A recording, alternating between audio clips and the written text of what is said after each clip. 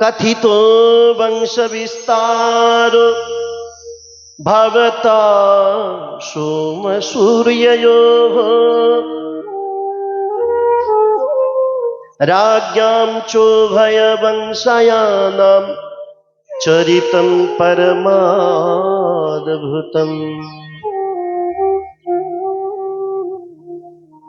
कथितो वंश विस्तार। परीक्षित महाराज बोलते लागलेन, हे गुरुदेव, আপনি আমাকে অনেক রকমের কথা শ্রবণ করালেন। আপনি সূর্য বংশের, চন্দ্র বংশের সুন্দর সুন্দর চরিত্র কথা শ্রবণ করিয়েছেন, কিন্তু আমি এখন শ্রবণ করতে চাই यदोश्च धर्मशीलस्य नितरां मुनिसत्तम तत्रां सेनावतीर्णस्य विष्णुर्वीर्याणि संशना।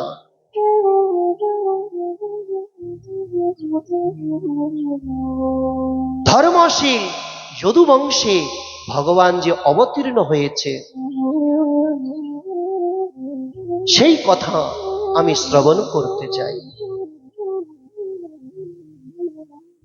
আপনি কৃপা করে আমাকে শ্রবণ করান। তখন সুখদেব গোস্বামী বলতে লাগলেন, ভূমির দৃপ্ত নৃপব্যাজ दैत्यानिक शतायुतैः आक्रान्ता भूरिभारेण ब्रह्माणं शरणं ययौ। ভূমির্দৃপ্ত নৃপব্যাজ दैत्यानिक शतायुतैः। যখন এই পৃথিবী বিবিধ প্রকারের যে দুরাচারী রাজাগণ যে ছিল, ওই রাজাগণের যে অপরাধ, রাজাগণের যে পাপ পৃথিবী মা আর বইতে পারছিলেন না, পাপের ভার আর সহ করতে পারছিলেন না। সহ্য না করতে পেরে পৃথিবী মা কি করলেন, গৌরভূতা শ্রুমুখী খিন্না ক্রন্দন্তি করুণম বভূ উপস্থিত তান্তিকে তস্মৈ বৈষ্ণম সমবোচ। গৌরূপ ধারণ করলেন, গো মাতার রূপ ধারণ করলেন, গৌরূপ ধারণ করে ব্রহ্মার কাছে গেলেন, ব্রহ্মাকে জানালেন, হে পিতামহ, আমি এত পাপের ভার আর বইতে পারছি না, আমি কি করে বাঁচব? যখন অনুনয় বিনয় করতে লাগলেন পৃথিবী মা, তখন সমস্ত দেবতা এবং ব্রহ্মাজি পৃথিবী মাতাকে নিয়ে ভগবানের কাছে গেলেন, ক্ষীর সাগরে গেলেন। ক্ষীর সাগরে গিয়ে ভগবানের স্তুতি করতে লাগলেন।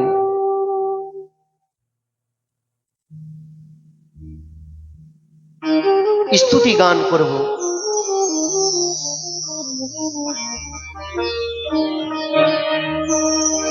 চরণে রাখিও ভগবান, ভগবান চরণে রাখিও ভগবান, ভগবান চরণে রাখিও ভগবান, ভগবান চরণে রাখিও ভগবান। করুণায় আসিলে ভবে, করুণা করিলে সবে, করুণা করিলে সবে, করুণা করিলে সবে, আমারে না করিলে সন্ধ্যা। চরণে রাখিও ভগবান, ভগবান চরণে রাখিও ভগবান।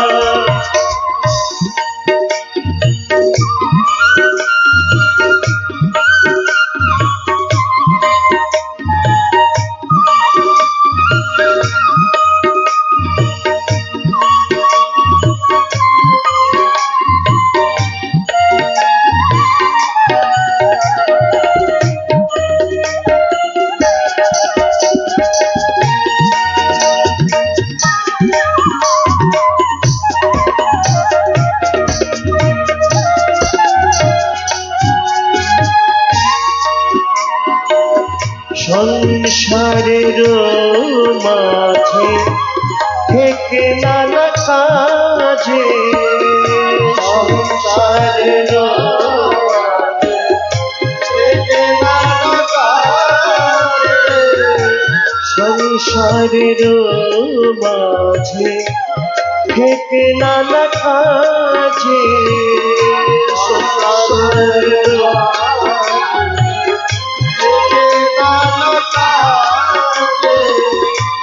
ভুলে যদি যাই তব ধ্যান, ভুলে যদি যাই তব ভুলিও না তুমি ওহে অন্তর্যামী, ভুলিও না ওহে অন্তর্যামী,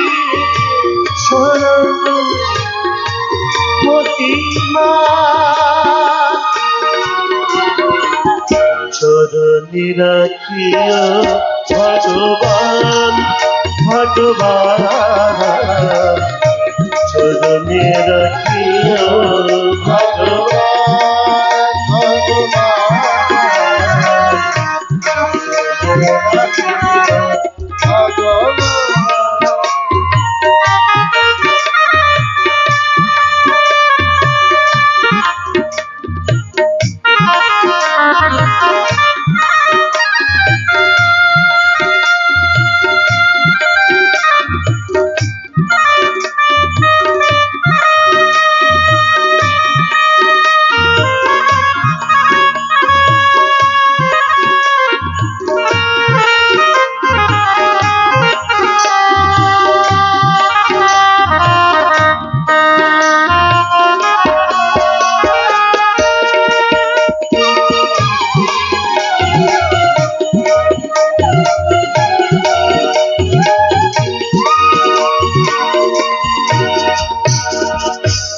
যদি হতে পারি আমি যে তোমারি, যদি হতে পারি আমি যে তোমারি, যদি হতে পারি আমি যে তোমারি, যদি হতে পারি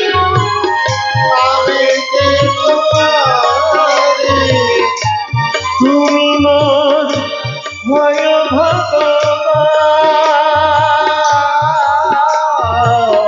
তুমি মোর ভয় ভগবান, যেভাবে যেখানে থাকি না গোপনে,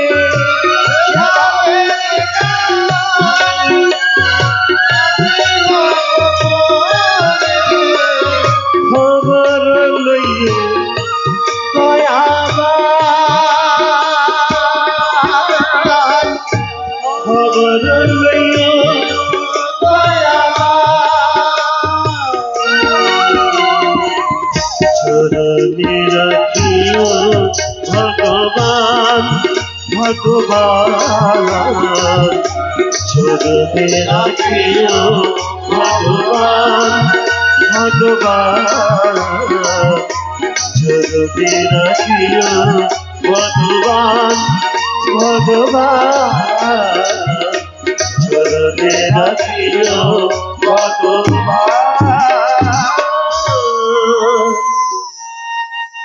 এভাবে দেবতাগণ ব্রহ্মাজি এবং পৃথিবী মাতা ভগবানের সুন্দর স্তুতি করলেন।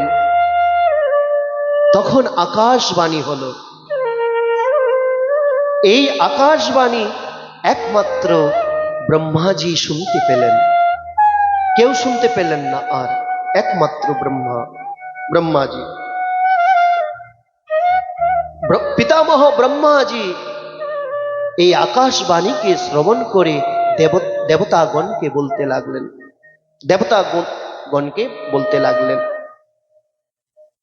বসুদেব গৃহে সাক্ষাৎ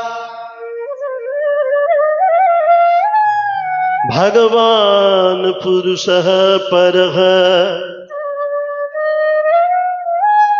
जनिष्यति तत्प्रियार्थं संभवन्तु सुर स्त्रियः। বসুদেব গৃহে সাক্ষাৎ ভগবান পুরুষ পর।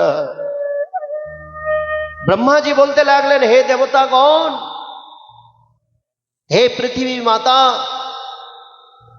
তোমাদের চিন্তা দূর করার জন্য, তোমাদের কষ্ট দূর করার জন্য, তোমাদের বিপত্তিকে হরণ করার জন্য ভগবান পরম পুরুষ ভগবান বসুদেবের ঘরে অবতীর্ণ হবেন। বসুদেবের ঘরে অবতীর্ণ হবেন, জন্ম নেবেন, তোমাদের প্রিয় করার জন্য, ভালো করার জন্য।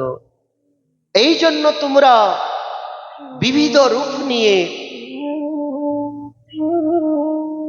তোমরা ব্রজে গিয়ে জন্ম নাও। এহেন প্রকারের কথা যখন ব্রহ্মাজি বললেন, সমস্ত দেবতা ব্রজে গিয়ে বৃক্ষ রূপে, বাদরের রূপে, ময়ূরের রূপে, পশু পাখির রূপে, বিবিধ রূপে, গোপী রূপে, গোয়াল রূপে, গোপ রূপে, বিবিধ রূপে, যদু বংশে এবং ব্রজে গিয়ে ব্রজবাসী রূপে জন্ম নিতে লাগলেন। বলো ভক্তবৎসল ভগবান কি জয়। সমস্ত দেবতাগণ ব্রজে জন্ম নিলেন।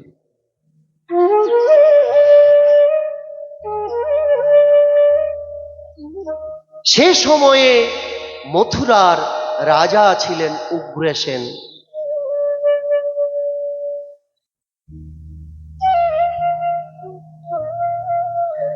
এই উগ্রসেনের পুত্র হলো কংস। কংস বড়, অনেক বড়, মানে দুরাচারী, দুষ্টু। সে বিবিধ প্রকারের দেশে গিয়ে কি করলেন? কংস রাক্ষসদের সাথে বন্ধুত্ব করলেন, রাক্ষসদের সাথে বন্ধুত্ব করলেন, রাক্ষসদের সাথে, দৈত্যদের সাথে, তাদের সাথে যুদ্ধ করত কংস। যুদ্ধ করতে যুদ্ধ করে যুদ্ধে তাদের হারাতো, পরাজিত করত, পরাজয় করে দাস বানিয়ে নিয়ে আসতো মথুরায়।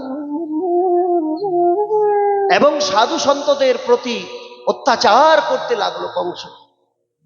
সাধুদেরকে যজ্ঞ করতে দিবে না, হরিনাম করতে দেবে না, কীর্তন করতে দেবে না।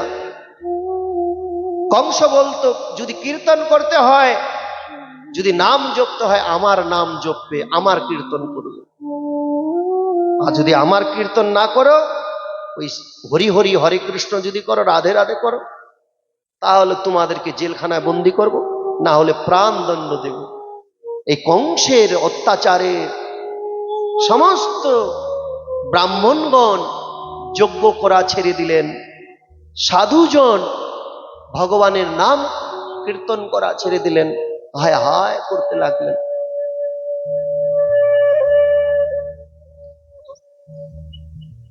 কংসের কাকাতো বোন ছিল দেবকী। এই দেবকীকে খুব ভালোবাসতেন কংস। দেবকীর পুত্রী দেবকী খুব ভালোবাসতেন, নিজের পরিবারকে ভালোবাসতেন কংস, কিন্তু অন্যের পরিবারকে দুঃখ দিতেন। দেবকীকে খুব ভালোবাসতেন। আমার বোন দেবকী এত সুন্দর, সুশীল,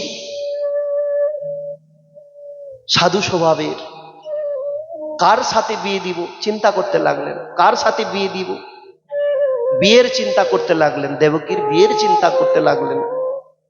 এবার চিন্তা করতে করতে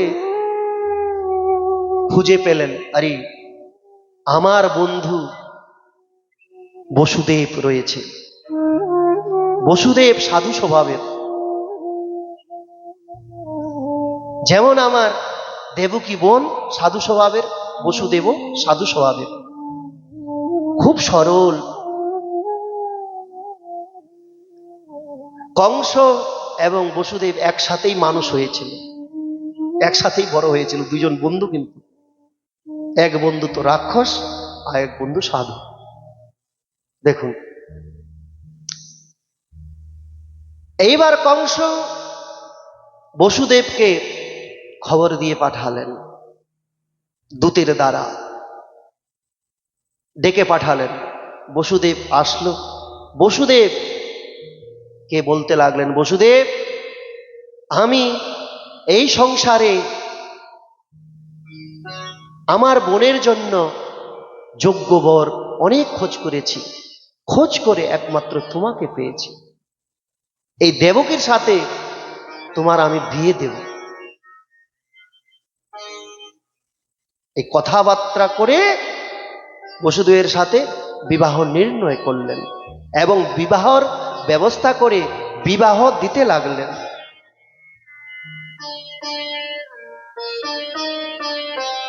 এই বিবাহতে কংস কি করলেন, 400 হাতি প্রদান করলেন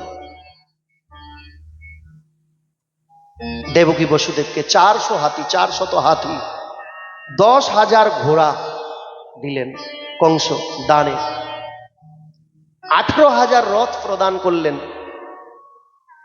200 দাসী প্রদান করলেন, দাসীও দানে দিলেন দেবকীর। বলে আমার বোন দেবকীর যেন কষ্ট না হয়, দেবকীর সেবার জন্য 200 দাসী প্রদান করলেন। আরো অনেক প্রকারের অলংকার আভূষণ দিয়ে সুসজ্জিত করে বিদায় করতে লাগলেন। যখন বিদায় করতে লাগলেন, বিদায় করবেন, কংস কি করলেন, নিজে রথ সাজালেন, নিজের রথে দেবকী বসুদেবকে বসিয়ে বিদায় করতে যাচ্ছেন। বিদায় করতে যাচ্ছেন, যখন বিদায় করতে যাচ্ছেন, রাস্তায় আকাশবাণী হলো। কি আকাশবাণী? পথিম পগ্রহীনম কংসমাভাস্যা শরীর বাক আস্ত্বম অষ্টম গর্ভ হন্তায়াম বহসে বুধ। বলে, হে দুষ্ট কংস,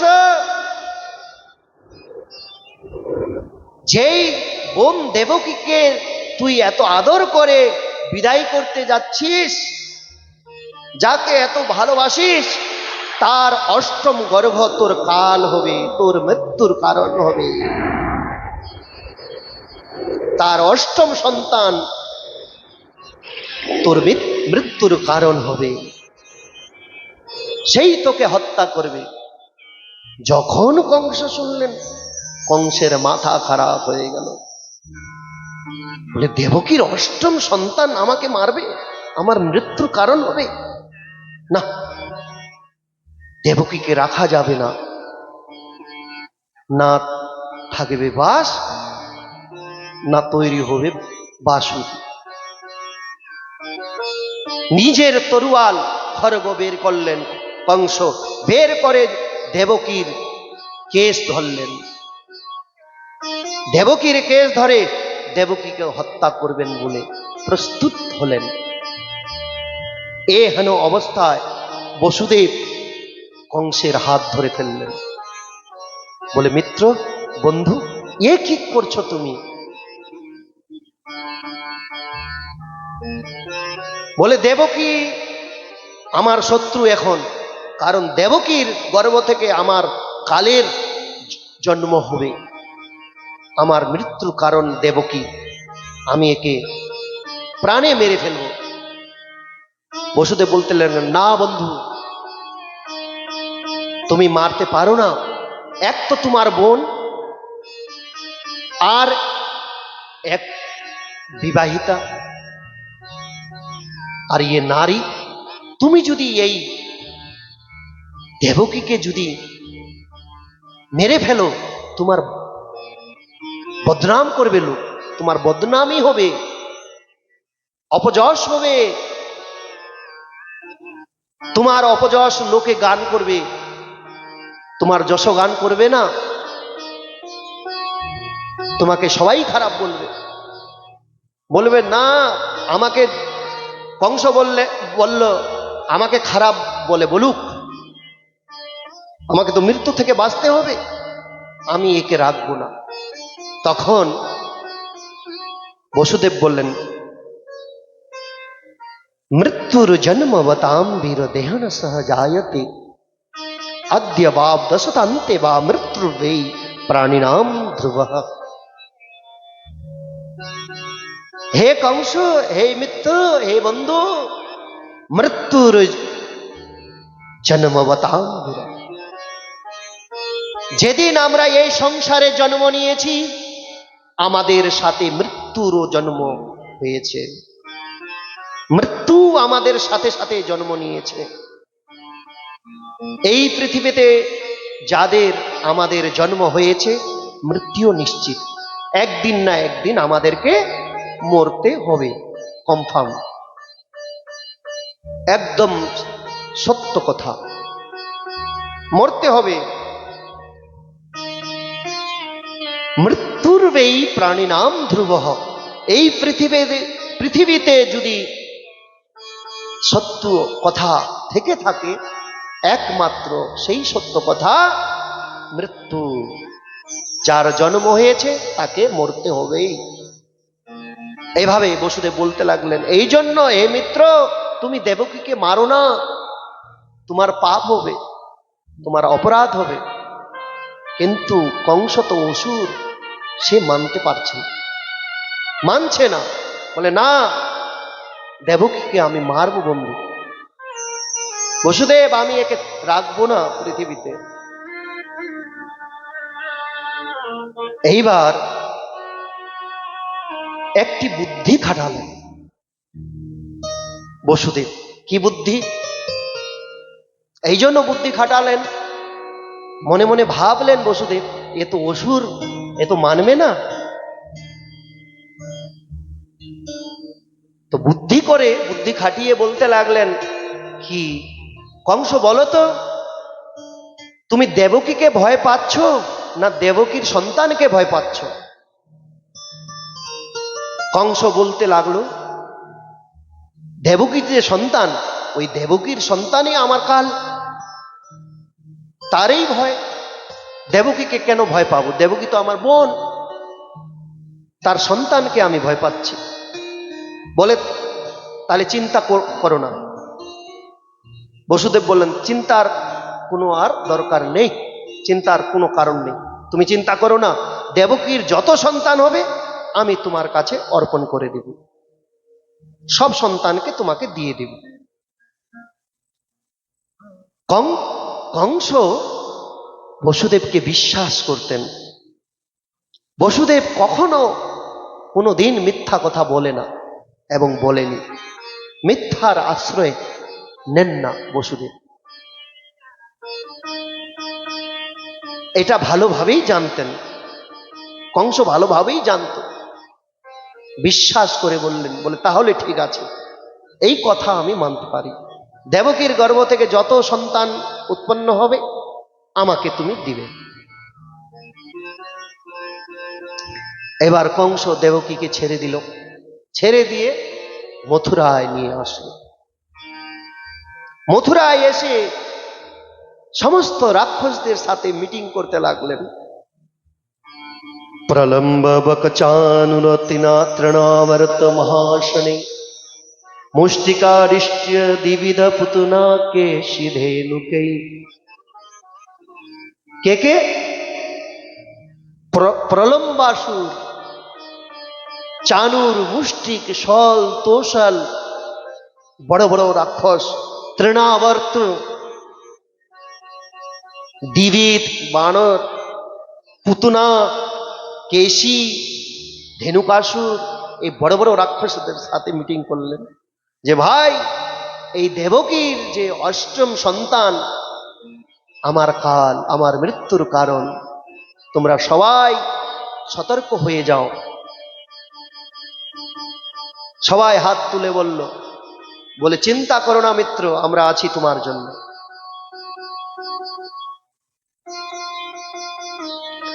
এইবার সময় অনুসারে কি হয়েছে,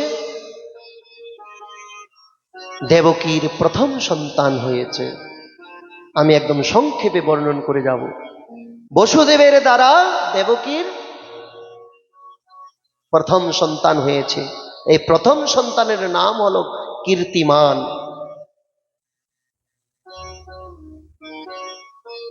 কীর্তিমান এই প্রথম সন্তান যখন হয়েছে, এইবার প্রতিজ্ঞা অনুসারে বসুদেব কি করলেন, ওই প্রথম সন্তানকে নিয়ে কংসের কাছে গেলেন। কংসের কাছে গিয়ে অর্পণ করলেন, কংসের কোলে দিলেন। কংস কোলে নিয়ে এই সুন্দর বাচ্চাকে দর্শন করে দেখে মোহিত হয়ে গেলেন। বলে আহারে, একে আমি মারবো, একে আমি মারবো, এ তো ছোট্ট শিশু, এ আমাকে কিভাবে মারবে? এ তো আমার ভাগ্নে, আমার বোনের সন্তান, আমার কাল তো অষ্টম গর্ভ না, অষ্টম সন্তান, দেবকীর অষ্টম সন্তান আমার কাল, আমার মৃত্যুর কারণ। এ তো প্রথম সন্তান, একে মারবো না। কংসেরও মনে দয়া আসলো, রাক্ষসেরও মনে দয়া আসলো এই বাচ্চাকে দেখে। বসুদেবকে বলতে লাগলো কংস, বসুদেব যা ভাই, নিয়ে যা, যা বন্ধু নিয়ে যা। যখন অষ্টম সন্তান জন্ম নেবে দেবকীর, ওই সেই সন্তানকে নিয়ে এসো, তাকে আমি মারব, তুমি একে নিয়ে যাও। ফিরিয়ে দিলেন, ফিরিয়ে দিল। এইবার বসুদেব নিয়ে গেল, কিন্তু বসুদেব মনে প্রসন্ন হলেন না। সে ভালোভাবেই জানতেন কংসের মাথা কখন আবার খারাপ হয়ে যায়, বুদ্ধি কখন বদলে যায়, এ ঠিক নাই, এ তো রাক্ষস, দুষ্টু।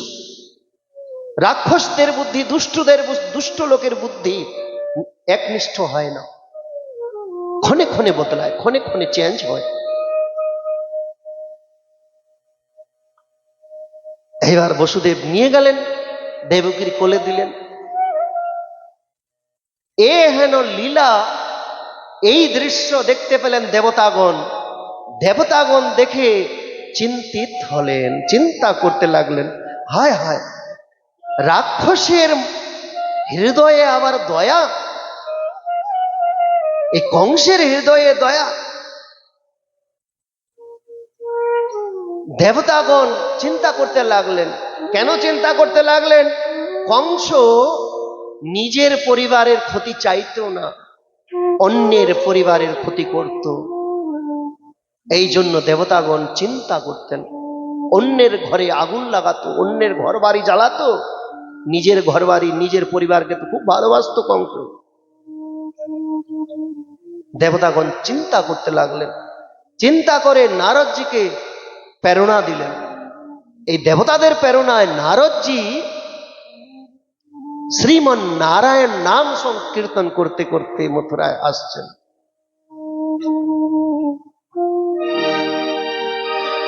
নারদ মুনি বাজায় বিনা, রাধিকা রমন নামে।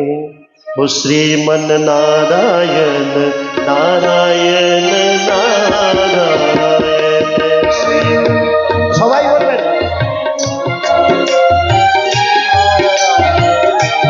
ভজমন নারায়ণ নারায়ণ নারায়ণ, ভজমন নারায়ণ শ্রী হরি নারায়ণ নারায়ণ নারায়ণ, শ্রী হরি নারায়ণ নারায়ণ। বলো লক্ষ্মী নারায়ণ ভগবান কি। নারায়ণ নাম সংকীর্তন করতে করতে নারদজি আসলেন মথুরায়, কংসের রাজসভায়। কংস তখন বসেছিল রাজগদ্দিতে। দেবর্ষি নারদজিকে দেখে কংস রাজ সিংহাসন থেকে উঠে দাঁড়ালেন এবং প্রণাম করলেন। প্রণাম করে সুন্দর সিংহাসনে বসালেন। বসিয়ে জিজ্ঞাসা করতে লাগলেন কংস, গুরুদেব আপনার আগমনের কারণ কি? তখন দেবর্ষি নারদ বললেন, কংস তুমি কেমন আছো বলো। কংস বলতে লাগলো, গুরুদেব আপনার কৃপায় আমি খুব ভালো আছি, খুব সুন্দর আছি, সুখে আছি। দেবর্ষি নারদ বললেন, কংস তুমি সুখে নেই, তুমি কিছুই ভালো নেই। বলে কেন গুরুদেব? কংস বলল, কেন গুরুদেব? নারদজি বললেন, আমি শুনেছি তুমি নাকি দেবকীর যে প্রথম সন্তান যে হয়েছে তাকে নাকি তুমি ফিরিয়ে দিয়েছ। এ তুমি ভালো কাজ করেছো? তখন কংস বলল, কেন গুরুজি, এ তো ভালো কাজ, আমি তাকে হত্যা করিনি, হত্যা করা তো পাপ। বলে আচ্ছা, তুমি আবার পাপের ভয় করছো? আরে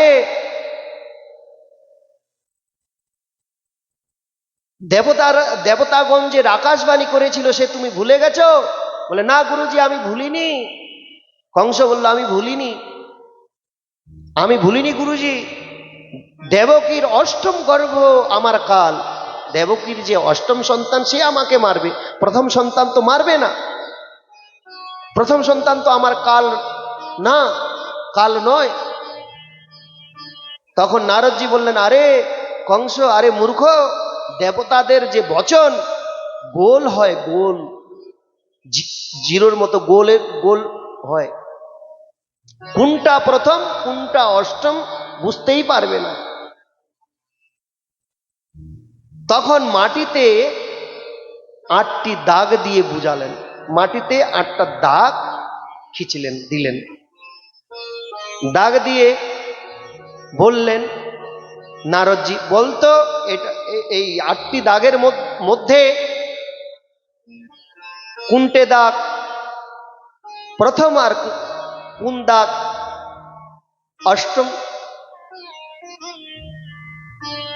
এবং হিসাব করে দেখালেন, হিসাব করতে বললেন। কংস হিসাব করলো 1 2 3 4 5, ডান দিক থেকে হিসাব করলেন 1 2 3 4 5 6 7 8।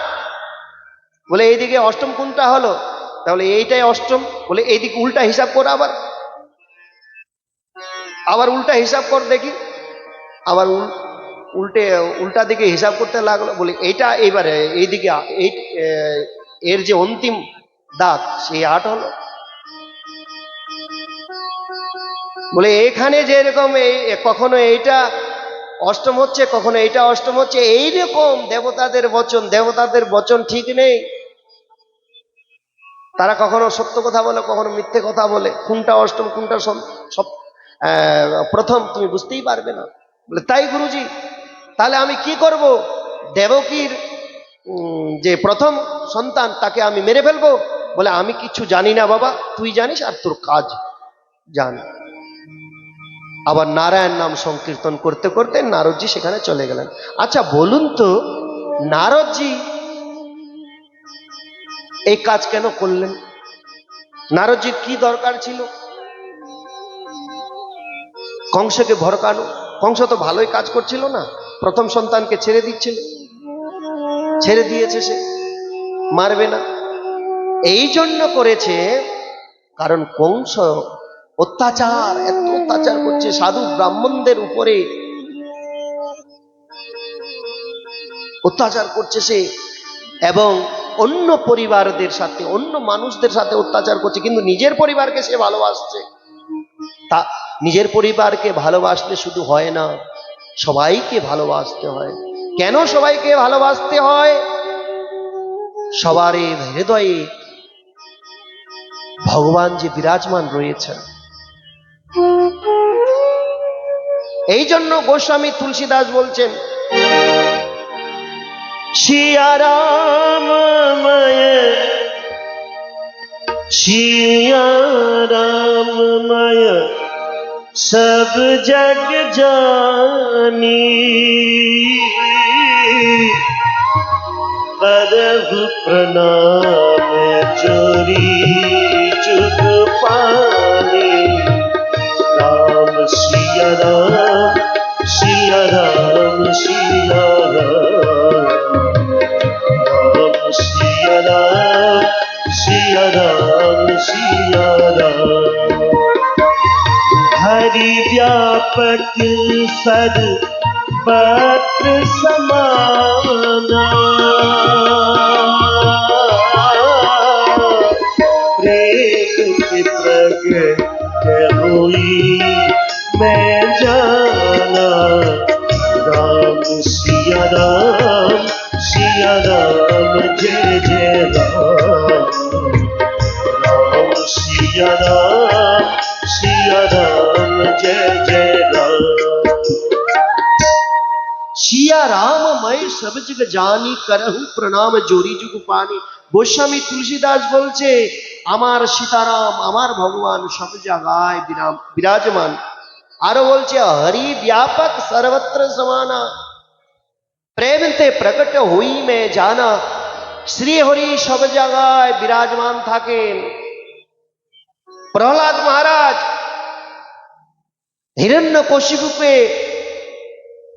হিরণ্যকশিপু যখন প্রহ্লাদকে বললেন প্রহ্লাদ এই স্তম্ভে তোর শ্রীহরি আছে, তোর ভগবান আছে? প্রহ্লাদ কি বললেন? হ্যাঁ পিতাজি আছে, এই খাম্বাতেও এই স্তম্ভতেও আছে। যখন স্তম্ভকে ওই খাম্বাতে প্রহার করলেন হিরণ্যকশিপু, ওই খাম্বা থেকে স্তম্ভ থেকে ভগবান নৃসিংহদেব প্রকট হলেন। বলে ভক্তবৎসল নৃসিংহদেব ভগবান কি জয়। প্রকট হলেন কিনা ভগবান বলুন তো? ভগবান একটা খাম্বাকে একটা স্তম্ভকে বাপ বানালেন। তাহলে বলুন তো কথায় ভগবান নেই? কথাই নেই।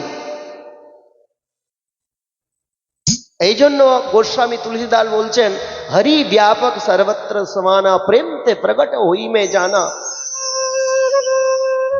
বলার অর্থ হলো কংস নিজের পরিবারকে ভালোবাসছে, নিজের পরিবারের জন্য সবকিছু করছে, কিন্তু অন্যের পরিবারকে কষ্ট দিচ্ছে, পাড়া প্রতিবেশীকে কষ্ট দিচ্ছে। এই জন্য দেবতাগণ দুশ্চিন্তায় ছিলেন। এই জন্যই নারদজি কংসকে এখানে ভড়কালেন কি তুই দেবকীর যে প্রথম সন্তান তাকে ছাড়বি না।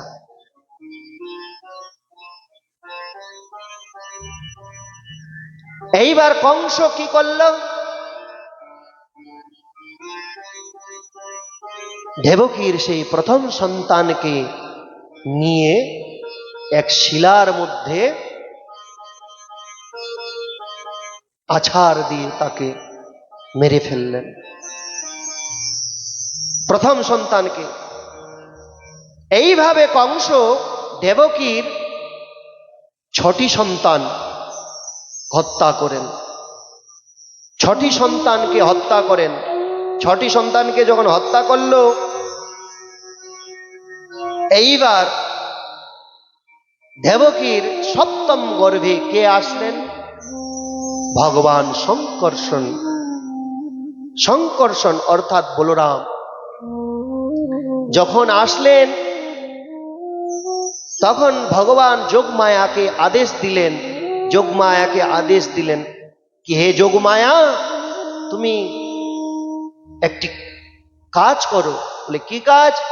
বলে ওই যে দেবকী মাতার গর্ভকে তুমি রোহিণী মাতার গর্ভে স্থাপিত করো। যোগমায়া কি করলেন? দেবকীর গর্ভকে রোহিণীর গর্ভে স্থাপন করলেন। বলে ভক্তবৎসল ভগবান কি জয়। এইবার ভগবান আসবেন।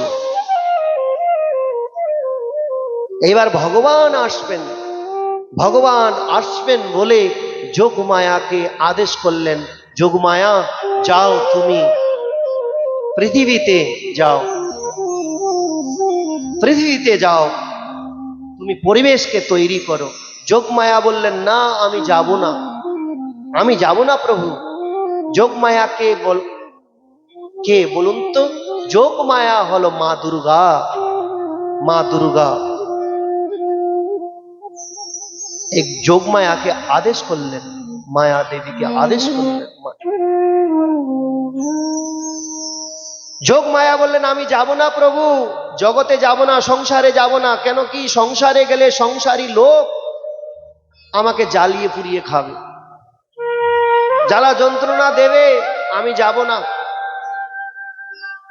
এই সংসারে অনেক রকমের পাপীরা আছে, ওই পাপীদেরকে আমি দেখতে চাই না। বলে, না যোগমায়া তুমি যাও,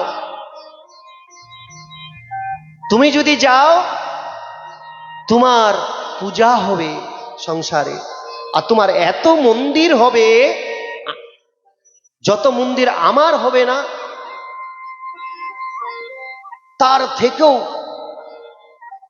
বেশি মন্দির তোমার হবে। আমার যদি একটি মন্দিরের নির্মাণ হয়, তোমার 10টি মন্দিরের নির্মাণ হবে। তুমি যাও, তোমার পূজা বেশি হবে, তোমাকে লোক বেশি মানবে, আর তুমি সবাইকে তুমি ইচ্ছা অনুসারে তুমি বড় দিতে পারবে।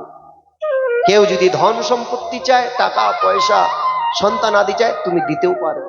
তুমি যাও, আমি আশীর্বাদ দিলাম, তোমার জগতে তোমার প্রতিষ্ঠা হবে। এ বলে বুঝিয়ে বাজিয়ে যোগমায়াকে পাঠালেন। যোগমায়া এসে সুন্দর পরিবেশ তৈরি করলেন।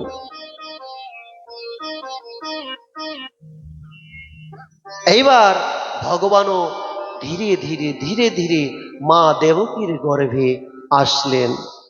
বলো ভক্তবৎসল ভগবান কি জয়। দেবকীর গর্ভে আসলেন ভগবান। যখন দেবকীর গর্ভে আসলেন, সমস্ত দেবতা এবং ব্রহ্মাজি, শিবজি, সমস্ত দেবতা মথুরায় এসে মা দেবকীর গর্ভকে স্তুতি করলেন। সত্যব্রতম সত্যপরম ত্রিসত্যম সত্যস্য যোনিম নিহিতম চ সত্যে সত্যস্য সত্যমৃত সত্যনেত্রম সত্যাত্মকম ত্বম শরণম প্রপন্নাঃ। ব্রহ্মা আদি দেবতাগণ কিভাবে স্তুতি করছেন ভগবানের? বলে, সত্যব্রতম সত্যপরম ত্রিসত্যম সত্যস্য যোনিম নিহিতম চ সত্য। হে প্রভু, এই জগতে যদি কোনো সত্য বস্তু থেকে থাকে, একমাত্র তুমি, একমাত্র তুমি। কৃষ্ণকে একবার নয়, দুবার নয়, 3 বার নয়, 4 বার নয়, এখানে 9 বার সত্য বলে ঘোষণা করেছেন ব্রহ্মা। 9 বার, 9 বার।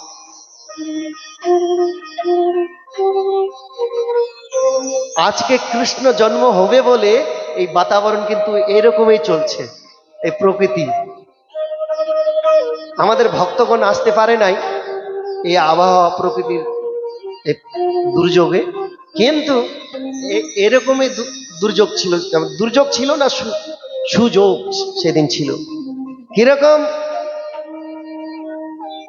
দেবতাগণ তো স্তুতি করে চলে গেলেন, ভগবানের গর্ভস্তুতি। এইবার অথ সর্বগুণোপেতঃ কালঃ পরম শোভনঃ ইহো বাজন জন্মর্ক্ষম শান্তর্ক্ষ গ্রহতারকম। আহা, অথ সর্বগুণোপেতঃ কালঃ পরম শোভনঃ। কাল আজকে সুন্দর বস্ত্র ধারণ করেছে, সুন্দর শৃঙ্গার করেছে, কাল সুন্দর সেজেছে, এবং তারাগণ আকাশে জগমগাচ্ছে, চকমকাচ্ছে। শান্তর্ক্ষ গ্রহতারকম দিশা প্রসেদুর গগনম নির্মলডু গণোদয়ম মহি মঙ্গল ভূয়িষ্ঠ পুরো গ্রাম ব্রজাকরা।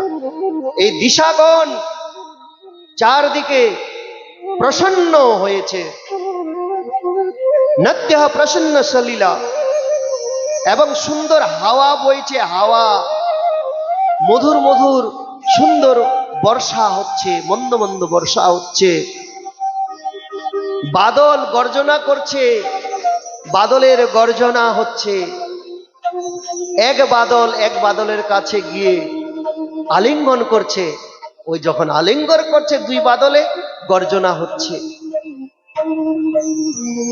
नत्य प्रसन्न सलीला हृदय जलरूह श्रिय दिजाली कुल संग नास्तव का बनराजय। নদীতে নদীর ধারা, সুন্দর সুন্দর ধারা বইছে।